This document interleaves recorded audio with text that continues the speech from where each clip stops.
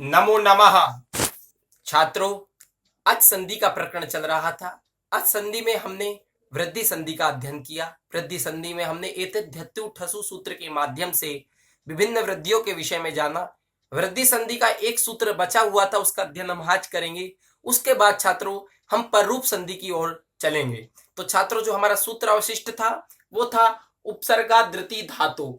ये सूत्र क्या कहता है छात्रों? सूत्र का एक बार अनुवाचन करेंगे। उपसर्गा धृति धातु ये क्या कहता है? अवर्णात् उपसर्गा द्रिकारो धातो परे वृद्धि रेखादेश स्यात् प्रार्थति। उसका उदाहरण क्या है? प्रार्थति। उदाहरण ये सूत्र क्या कहता है छात्रों?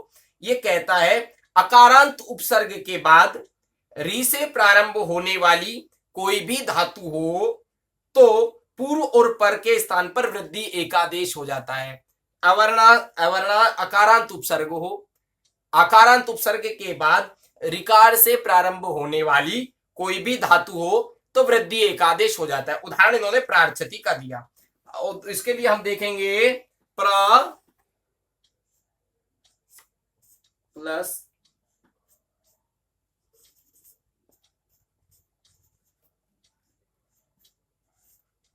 ये प्र अकार है, इसको मिलकर के आर वृद्धि हो जाती है तो रूप बनता है प्रार्थति।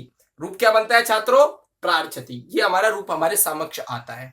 इस प्रकार छात्रों ये क्या है कि इसका उपसर्ग अकारांत कोई भी उपसर्ग हो उसके आगे री से प्रारंभ, रिच्छति धातु है यहाँ पर, इससे प्रारंभ होने वाला कोई भी रूप हो तो दोनों के स्थान पर वृद्धि एकादेश हो जाता है। क्योंकि ए और री को मिलकर के वृद्धि होती है आर, ये वृद्धि होने पर प्रार्थति रूप बनता है।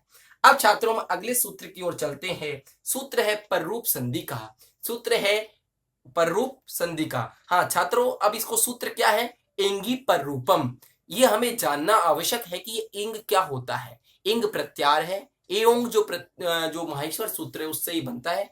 ए और ओ दो वर्णों का यहाँ पर संयोजन है एंग प्रत्यार में। तो इस एंगी पररूपम सूत्र के माध्यम से क्या कहते हैं? पररूप संधि का सूत्र है आदुपसर्गा देगादो धातो पररूपम एकादेशात् प्रेजते उपोषति। जो दो रूप सिद्धि होती है इनमें, प्रेजते और उपोषति। ये क्या कह रहे हैं? एंगी पररूपम सूत्र के अकारांत उपसर्ग के बाद ए या ओ, एंग प्रत्यार से अभिप्राय ए या ओ से प्रारंभ होने वाली कोई धातु हो तो पूर्व पर के स्थान पर पररूप से अभिप्राय ये है छात्रों बाद वाला अक्षर एकादेश हो जाता है। अकारांत उपसर्ग के बाद ए या ओ से प्रारंभ होने वाला कोई धातु हो तो पूर्व पर के स्थान पर पररूप से अभिप्राय बाद वाला एक आदेश हो जाता है, एक आदेश हो जाता है। पररूप का अभिप्राय छात्रों मैं आपको बताना चाहूंगा, पररूप से अभिप्राय होता है बाद वाला रूप, सामने वाला रूप। पररूप से अभिप्राय क्या है छात्रों? बाद वाला रूप या सामने वाला रूप जो होता है उसकी तरह हो जाता है। अब यह उदाहरण इन्होंने दिया प्रेजते और दूसरा उदाहरण इन्होंने दिया उपोषिति। इनके लिए देखिए छात्रों प्रेजते की हम सिद्धि किस तरह से करेंगे। देखो इन्होंने दिया प्रे प्लस एजते,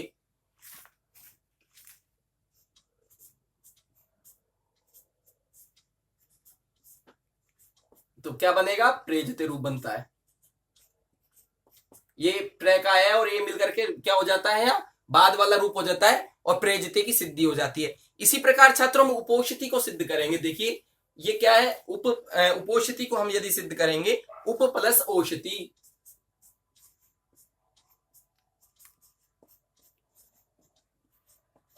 तो क्या बनेगा? उपोषिति।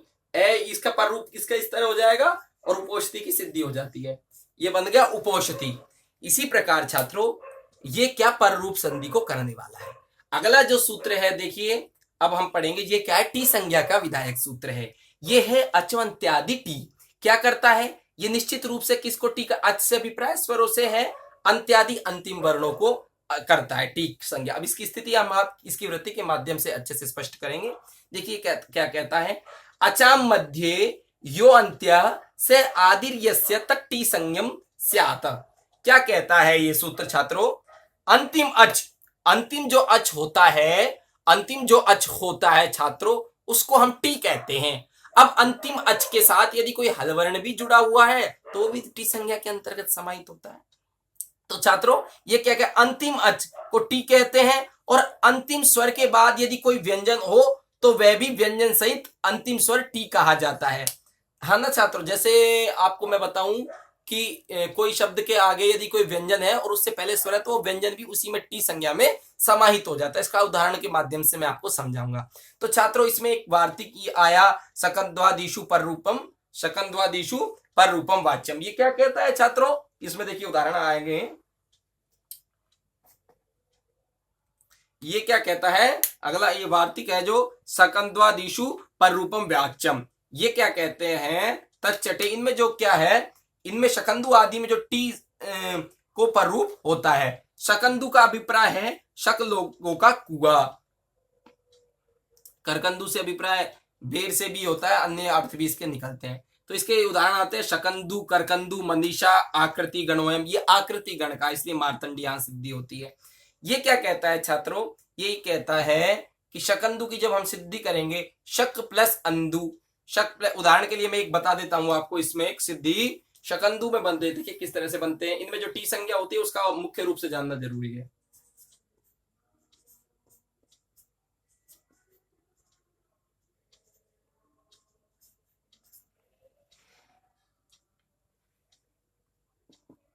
ये देखिए शकंदु में ये आकार मिलकर के क्या हो जाता है, पर रूप हो जाता है। पर रूप होने के बाद क्या बनता है, क्या बनता है, समस्त रूप बनेगा इसका शकंधु।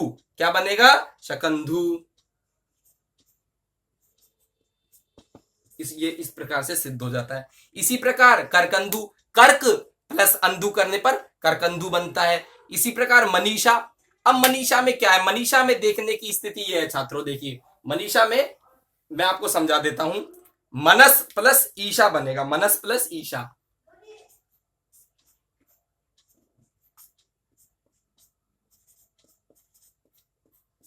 ये अस का रूप, अस जो यहां था, इसकी टी संज्ञा करने के बाद इसका लोप हो जाता है और मनीषा रूप की सिद्धि होती है। ये बनता है, ये अस जो था ये टी था, इसका लोप हो जाता है।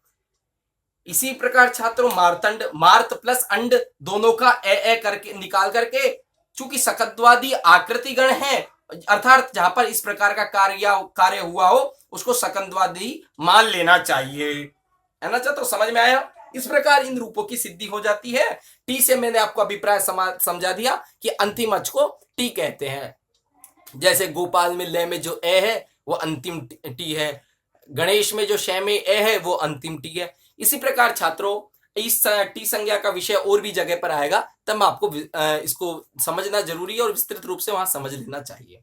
अगला जो सूत्र आता है छात्रों वो आता है ओमांगोश्च। ये सूत्र क्या कहता है, ओमांगोश्च। ये ओम की बात कर रहा है, ओम आंग, ये बात कर रहा है ओम और आंग दो। देखिए ओम आंग दो चीजों की बात कर रहा है, इसका अर्थ यही सूत्र से निकालेंगे हम और स्पष्ट के लिए वृत्ति देखेंगे।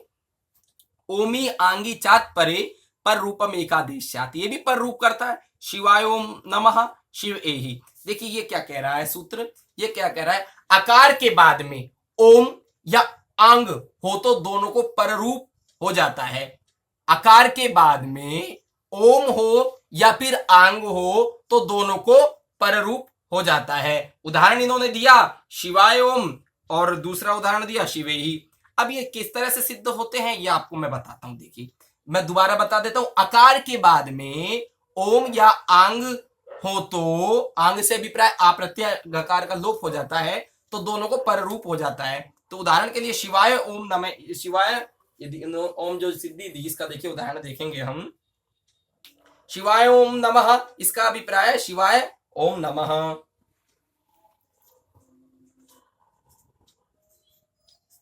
शिवाय प्लस ओम नमः।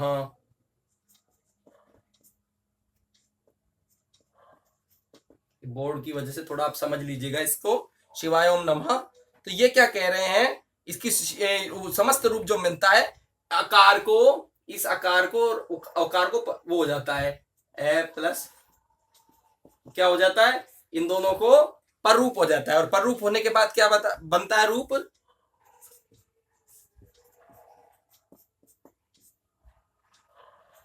समस्त रूप ये बनता है छात्रों।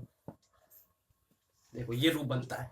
इसी प्रकार से दूसरा जो बात कही उन्होंने शिवेही की कही, शिव शिवेही में भी हम इस प्रकार करते हैं छात्रों, शिव शिव प्लस एही, ये इन्होंने शिवेही में बताया। तो यह शिवेही का जब हम विच्छेद करते हैं शिव प्लस आ प्लस इही करते हैं। और देखो मैं आपको बता देता हूं, इसको समझ लेना जरूरी है शिवेही का, क्योंकि ये आगे भी आएगा, आगे आएगा, इसका जानना जरूरी है। तो ये क्या कहता है, देखो शिवेही का जानना इसलिए जरूरी है क्योंकि इसका रूप आगे भी आएगा। शिवेही में क्या कहते हैं छात्रों, शिवेही जो बनता है शिव आ प्लस इही बनता है, शिव प्लस आ प्लस ये बनता है। देखिए अब यहां क्या कह रहे हैं कि ये तो स्थिति बन गई, आ और ई इसको जो मिलेगा, आ और ई मिलेगा तो इसको मिलके गुण हो जाएगा, शिव प्लस क्या बनेगा, आ और ई को गुण करने का, मैंने गुण करने का नियम बताया था आपको, आ और ई को गुण बनेगा ए, तो शिव प्लस ए ही बन जाएगा। शिव ही हमारे सामने रूप आ जाता है।